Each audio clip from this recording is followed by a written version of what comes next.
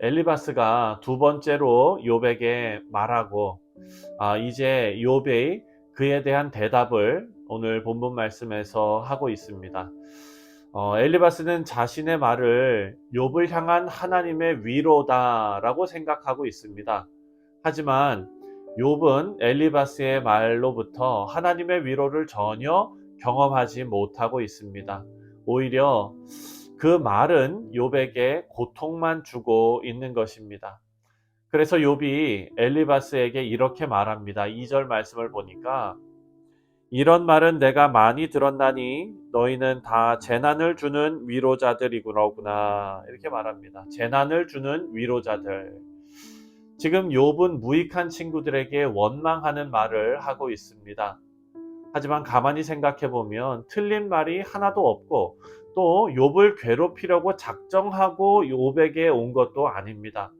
하지만 그 결과는 욥을 괴롭히는 모습으로 나타나고 있습니다.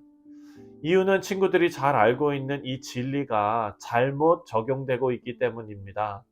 우리가 잘 아는 내용이지만 실천하기 참 어려운 일들이 있습니다.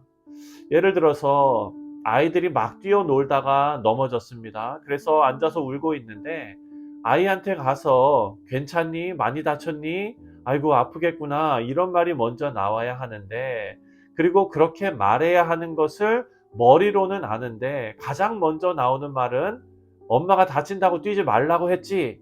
이 말이 가장 먼저 나오지 않습니까? 욥의 친구들은 당대의 지혜로운 사람들이었습니다. 하지만 그들이 이 실패를 통해서 우리가 배울 수 있는 것이 있습니다.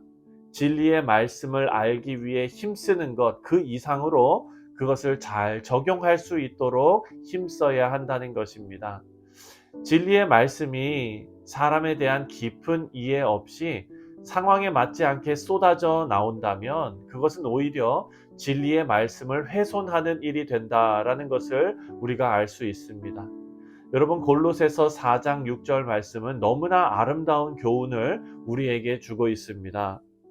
골로새서 4장 6절을 보면 너희 말을 항상 은혜 가운데서 소금으로 맛을 냄과 같이 하라. 그리하면 각 사람에게 마땅히 대답할 것을 알리라. 아멘. 우리의 말이 항상 은혜 가운데서 소금으로 맛을 내는 것처럼 해야 한다라는 것입니다. 여러분 소금으로 맛을 낸다는 것은요. 적당하고 어울려야 합니다. 재료 본연의 맛을 살리는 목적으로 소금이 사용되어지는 것입니다. 원재료의 맛은 상관하지도 않고 소금만 많이 넣으면 먹지 못하는 음식이 되고 마는 것입니다. 우리 모두의 삶이 은혜 가운데 소금의 역할을 하시는 귀한 인생들이 되시기를 주님의 이름으로 축원드립니다. 여러분 1절부터 6절까지는요. 욥이 친구들의 행동에 대해서 말을 했습니다. 이제 7절부터 17절까지는요. 하나님의 행동에 대해서 욥이 말하기 시작합니다. 7절 말씀을 보면 이제 주께서 나를 피로하게 하시고 나의 온 집안을 패망하게 하셨나이다. 이렇게 말합니다.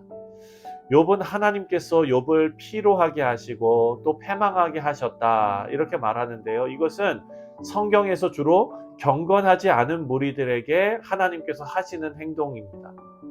이 말씀을 잘 읽어보면 욥이 하는 말은요. 하나님께서 욥을 경건하지 않은 자에게 하시는 것처럼 대하기 때문에 다른 사람들도 덩달아서 욥을 적대시하고 뺨을 치고 모욕을 준다. 이렇게 말하고 있는 것입니다.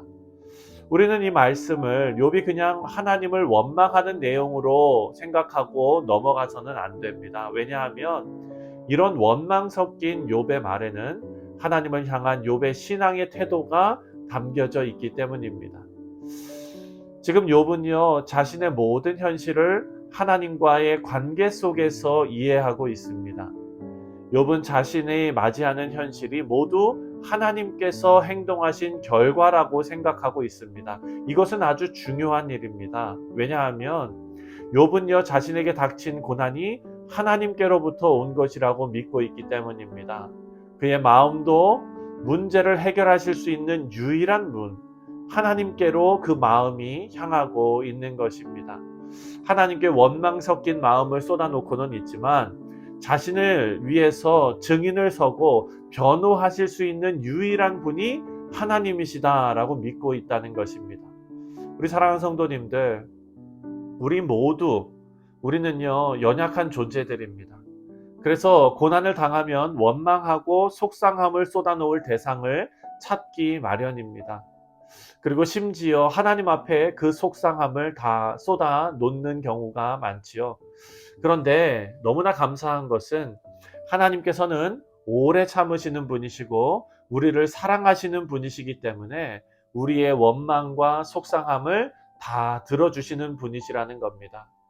하지만 성숙한 성도는 고난 중이라도 함부로 하나님 앞에 탄식의 말을 쏟아내지는 말아야 합니다. 물론 하나님께서 이해하신다고는 하지만 하나님께서 참으시고 이해하신다고 그것이 다 옳은 것이 되는 것은 아니기 때문입니다. 우리가 하나님 앞에 원망하는 것은 어찌 보면 하나님의 섭리에 대한 불신입니다. 그리고 하나님의 주권에 대한 불순종이 되는 것입니다. 물론 하나님 앞에 고통 속에서 부르짖는 이 교우들, 그 교우들에게 당신은 지금 하나님 앞에 불순종의 죄를 짓고 있습니다, 이렇게 말할 수는 없습니다. 그렇게 한다면 욥의 친구들과 다를 것이 아무것도 없기 때문입니다. 옳은 말이 옳지 않게 사용되는 것이지요.